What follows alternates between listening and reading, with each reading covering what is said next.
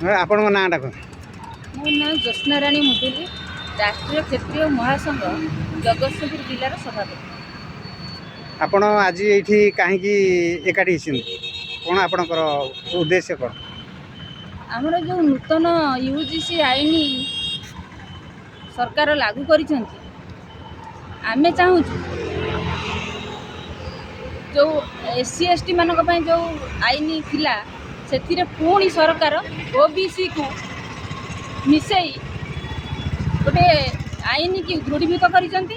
ସେଥିରେ ଆମର ଯେଉଁ କ୍ଷେତ୍ରୀୟ ପିଲାମାନେ ବାଦ ପଡ଼ୁଛନ୍ତି ବା ଆମର ଯେଉଁ ସାଧାରଣ ବର୍ଗ ପିଲାମାନେ ବାଦ ପଡ଼ୁଛନ୍ତି, ସେଥିପାଇଁ ଆମେ ସଂଗଠନ ଆଜି ଜାରି ରଖିଛୁ।